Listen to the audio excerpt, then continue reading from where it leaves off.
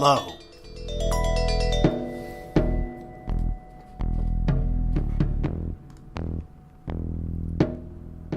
Welcome to my most provocative show.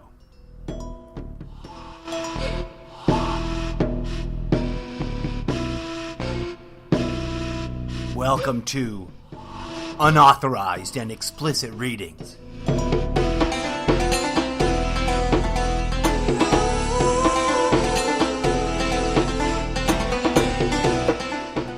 They don't want me reading this shit to you.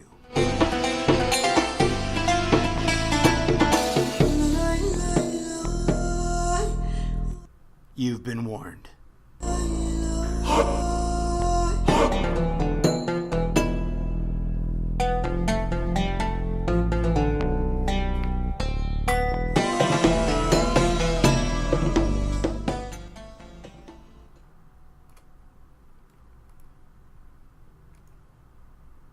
Thanks for tuning in.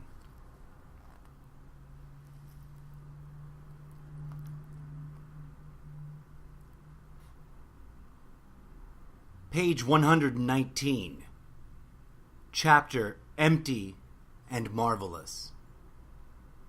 Alan Watts writes, and I read directly from his book. Our problem is that the power of thought enables us to construct symbols of things apart from the things themselves. Period. This sentence alone, we could spend weeks trying to unpack it and understand it and really understand it with our... If this were a class, if I were a professor, if I hadn't dropped out of university 7 times... I kid. I exaggerate. I only dropped out 6 times. I just couldn't hack the 7th time around. That's not true. But we're not going to spend weeks and months unpacking that one sentence. But I do think that in an era when no matter what the news is, what we're really asking is, how do we fix the problems? In an era when that's what's going on, we might want to take heed of this man's words. Our problem is that the power of thought enables us to construct symbols of things apart from the things themselves. He continues, this includes the ability to make a symbol, an idea of ourselves, apart from ourselves. Let me pause there.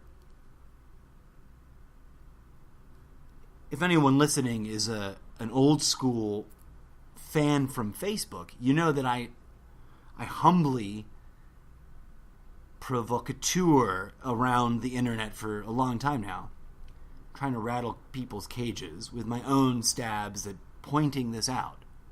That this is fundamental to who and what we are, and we don't understand it. Our culture does not allow us to understand it.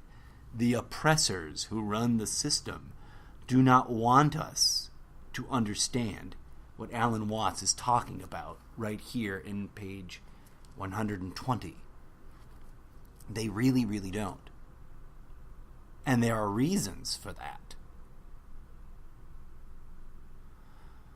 Which is why I find it important that it's amazing this book still floats around. People buy it, people read it, but the depth of it is either so shocking that they don't know what to do about it, or it's over their heads. But I think that it's a book that you should go get. And not because I do not work for this publisher. I do not work for anyone associated to any of the corporations involved in printing this book and selling it to you. But it's one of the few books that, like, if you haven't read it, you really should. And if I had the bazillions of dollars, I would have already bought you a copy and sent it to you. I digress. On the top of the page of 120, and his chapters have like double titles, and I hadn't read the previous one because I was on the opposing page. but on each page there's the all caps title and the in quotes title. So Empty and Marvelous is the in quotes title, and the all caps, much more authoritative sounding title for this chapter, same chapter, Principles and Practice. I'd like you to keep note of that. But I digress to his words. He continues, because the idea is so much more comprehensible than the reality, the symbol so much more stable than the fact, we learn to identify ourselves with our idea of ourselves. Hence, the subjective feeling of self, in quotes, which, in quotes, has a mind, of an inwardly isolated subject to whom experiences involuntarily happen, with its characteristics, emphasis on the concrete. Oh wait, there's a transition here I should mark. This is what our culture and our oppressors want us to feel.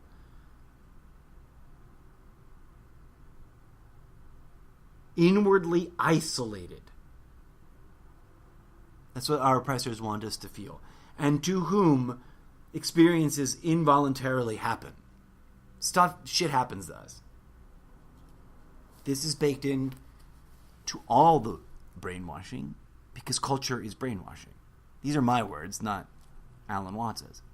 I can only read so much of the book before I might infringe on some intellectual things. And I'm trying to be very respectful. I think if Alan Watts were here today, he would appreciate and maybe even endorse me reading from his book and then expounding on my thoughts, because it's like we're having a conversation, he and I, and I don't think that I'm disrespecting his intent with this book or his rights to sell it. In fact, I'm telling you to go buy it. Because I'm not going to read all of it to you. I'm just going to highlight a few things throughout different episodes. But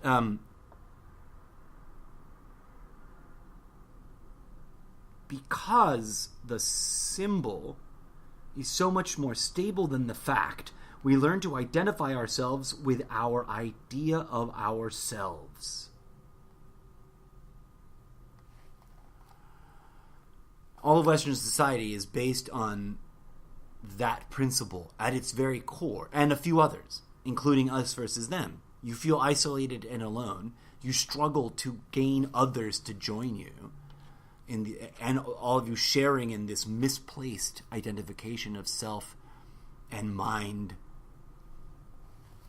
He continues, I think one of the most important things in terms of how it can be applied to today is what I'm about to expound on myself.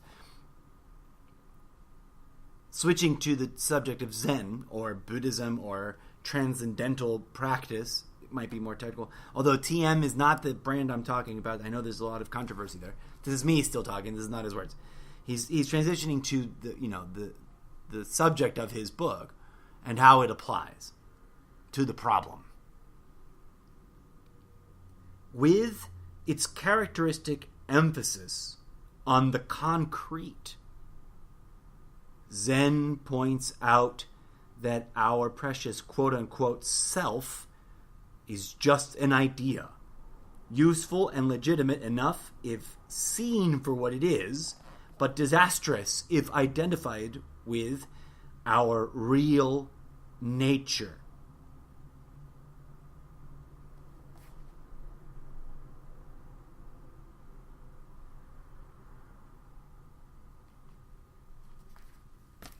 Society does not want you to know what your real nature is. It wants you obsessed with trends and fashion and upward mobility and disposable income and consuming and consuming and consuming. These are my words. Alan Watts points to the way in which we can heal ourselves so beautifully, so expertly, so graciously, and so full of direct power, because he went there. He did the real research that none of us have done and that none of us can do on Google. And that's to go to the places where those schools of thought were still in vibrant living practice back in the 40s and 30s. 100 years ago, folks, almost 100 years ago, This man who is, within living memory, a major influence in our culture today, in as much as that hippie New Age woo-woo nonsense is floating around on the fringes, right? And I say that with love, not with the disrespect hippie New Age woo is usually applied. But he went there, to those places, and studied with those people who understood reality as it actually operates. Not as some idea insists that you agree that it operates. Some idea or some ideology or some political philosophy. All the false identities are not just tools. They're obstructions. They are blockages. They are the beam in our eye that prevents us from seeing our brother's eye. All the false identities. And I say this with love and respect to anyone who's listening. I hope you're not offended. But if you're really still fighting to be a Democrat or a Republican, you're being part of the problem. Humanity's problem is not which political party is going to save our ass from our own bullshit. Humanity's problem is that we're addicted to that game, and we're willingly letting those people who profiteer on that game keep us on a merry-go-round of never-endless meat grinder, living and dying and death and killing ourselves so they can make money, which is not what reality requires of us whilst here in these body forms. The ancient mystics knew that because they understood how to tune in and commune with reality. The cosmos is a living thing. It is not a place. None of it is a place. All this arguing about whence it came, well, ask it. It will tell you. And I say this with all respect to scientists, you're studying it the wrong way. And it's funny to me because you know how the founding fathers of America were mostly immigrants themselves and, were against political parties and for legal, they were for immigration and they also sort of stole the nation. Anyways, they're a bunch of hypocrites, right? Well, the same thing was going on with the founding fathers of physics. And they themselves understood the mystic dimension of the universe. Many of them addressed directly that underneath, I think whoever coined the term Planck length, I think that's his last name, so scientist Planck, Dr. Planck, that underneath the very foamy fabric of reality that we call, this physical dimension that we call reality, as if it were all of it, which it's not, is alive. There's a consciousness at the core, at its base, at the center of every photon, at the middle of every oodling quark, which means, by definition, in your cells, in your DNA, and all the little quarks and subatomic particles and gluons and nuons and stuff, words that, who cares? The labels are meaningless in terms of how to actually know it as opposed to measure it. See, science is about measuring things and dividing things and splitting things apart and categorizing things into labels because science is driven by language. And language is generated by our idea of ourselves, which is our ego complex, our construct of multiple ego facets. It's not just one ego. We have a whole little self-reflexive fractal organism of ego there, which is the demon. It's the demon we must fight. It's the demons, whatever their names were, that Buddha fought, and the Satan that Jesus wrestled with. And the enlightenment, the awakening, while simultaneously an on-off thing without any gradients, is also sort of like a many fractal-leveled thing. So we need to stop wasting time with all this running around identified with a false idea of ourselves and of each other, and start realigning with our innate ability, our organic, inborn, natural or ability to perceive and commune with reality itself beyond your body and my body. Because that's more real than any ideology ever. Period. Sentences cannot be more real than the thing itself. So no one's, even my idea that I'm trying to share with you, this is just my reducing the event of it down to words for you, to show you that it's unnecessary to worry about the words describing the universe, because once you learn how to actually be in oneness with the universe in your monkey suit, you won't need someone's definition or idea or label or description of any of it. You will be it. You will know thyself. And therefore, Republican, Democrat will be useless, meaningless. They'll just be fluff of shameful period of our lives where we killed each other over stuff that doesn't exist. And that's literally the test to graduate from kindergarten, folks. From kindergarten. Why do I say that? Because I've stitched together a bunch of different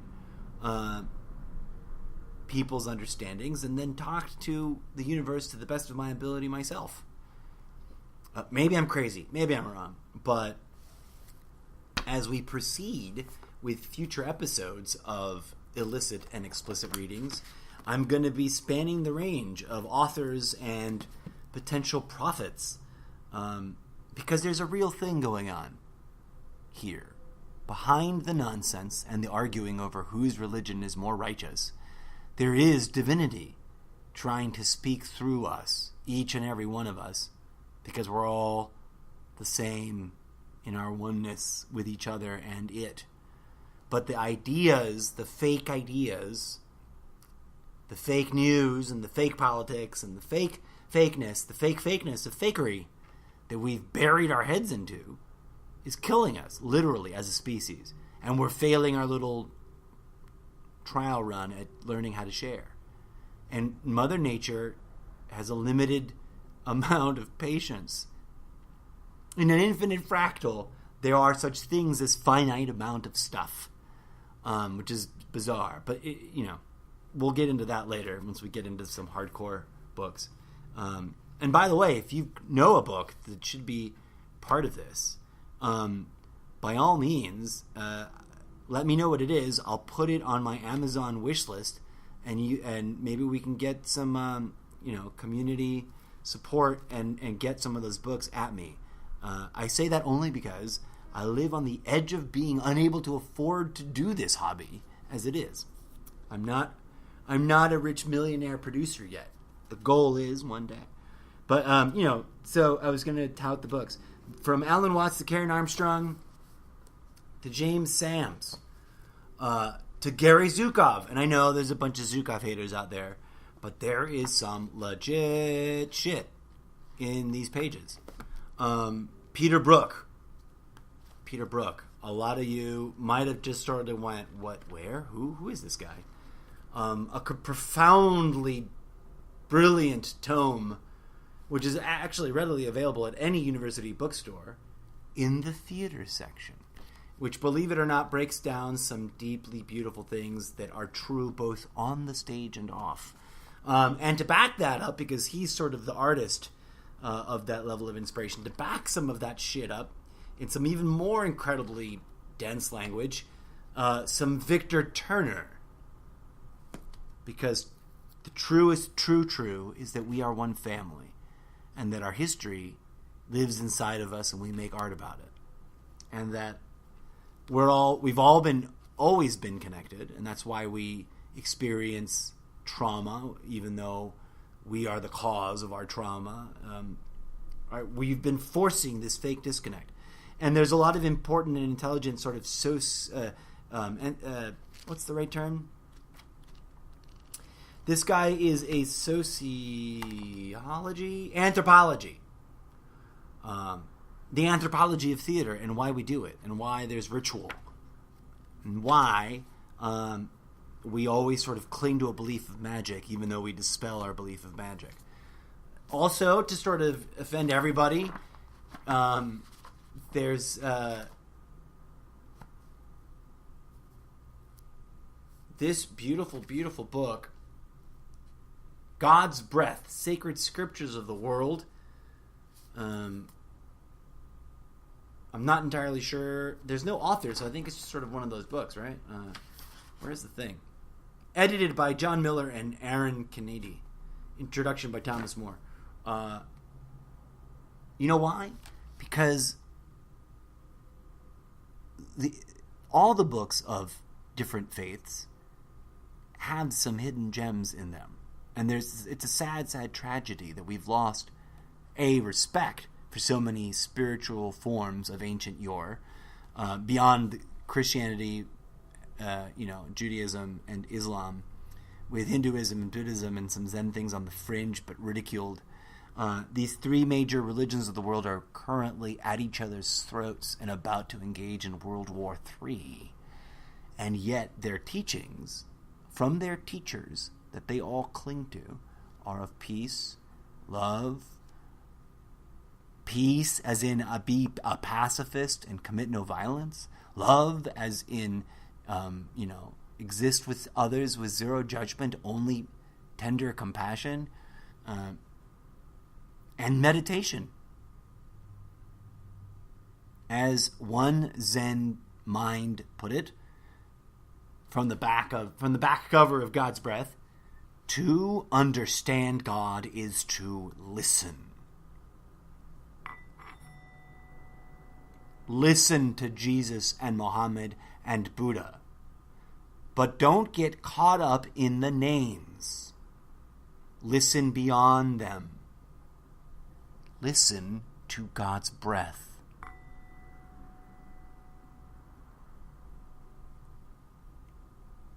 While we sit around arguing about whether or not it's human rights to go sign up for the military, there's deeper shit that we're not paying attention to, folks. And that's what this show's about. Other authors I'm going to be looking into, Eckhart Tolle. And then there's this cool yoga book that someone gave me that I just, for shits and giggles, it's kind of, I might not read this one because it's kind of boring. It's just sort of generic yoga. But it might have some hidden gems in it. And of course, like I just said, any other books you think would make sense to compare and contrast here, let's. And by the way, I have failed to do so yet, but I'm going to dig up my Bible and my Quran. I never did get a personal copy of the Jewish books, in large part because I'd read some in a library, and I'd read the Old Testament enough times to know that part is all about. And I read there's other bits to the Jewish books, and whose names currently escape me. Forgive me, my Jewish friends. But I have a Bible and a Quran, and it's very simple, folks. There is no argument. There is no fight. God requires us not to kill each other. Not to kill each other in His name, especially not that. And the really hardcore truth is that both of these two religions, and that of the Jewish faith, has been hijacked by war profiteers. And that's the most radical thing that I say on the internet. I say it all the time. And I've never been to Facebook jail, and although I have some paranoid, scary moments in my head with my own thinking, I think free speech protects me enough to say that. I think it's pretty much allowed. That warmongering is the business and the order of the day, and has been since World War II. And what they're really, really gunning for is World War III. And then if you think that's crazy, then you're the one drinking the Kool-Aid, brother and or sister. Because God, that which we foolishly call God, because God is not even a big enough word to define or envelop or contain the divinity that is the unity of consciousness, which even those words aren't, it doesn't need us to kill each other for its sake. It is us. It is the one suffering. What it asks us to do is to wake up from the bullshit that we created to distract ourselves. And plenty of people talk about it besides me, and have put it in beautiful words better than I have. And I want to share them to you because you deserve hearing them. If you're bold enough, and especially if you don't have time to read books. You ain't got no time enough to read books, I'm going to bring you some awesome books. But I genuinely hope that you will, if you like the books that I read from and talk about on this podcast, go support that author because, they invested their time and effort, and, books are like giving birth to some little mind baby, and it's painful. I know. I've spent 20 years failing to finish my masterpiece of mini book series, but that's a whole nother thing. That's a whole nother podcast segment. Thanks for tuning in. I appreciate your listenership. I hope you enjoy what I've brought to you today and other days, etc. And I promise to be back with this segment more often. I'm just calling them all Season 2 to keep the numbers easy for me because I'm lazy. And Numbers and I have a very relaxed and groovy relationship. And they easily confuse me. They're pesky little buggers. And I'm just making fun of myself. But yeah, so I never really did a whole first season of Unauthorized and Explicit Readings. But I'm in. I'm here, and I'm putting it out there. By the way, my legal disclaimer, I know I have it in the introduction. I do this with all and complete love and admiration and respect for the authors involved. I'm not trying to commit infringement. I'm trying to promote their books for free because I love them and I believe, and I don't like using the word believe, but I think it's the technically correct grammar to use here, grammatical structure. I believe that these authors were inspired by the true, the thing at the center of the universe that is what we call God and what we argue about as God, and that they're here to remind us how to tune in and be one with it instead of one with our ego, and that these books help. So, I'm trying to just share that goodness. Until next time, my friends, may peace, love, and grooviness be with you.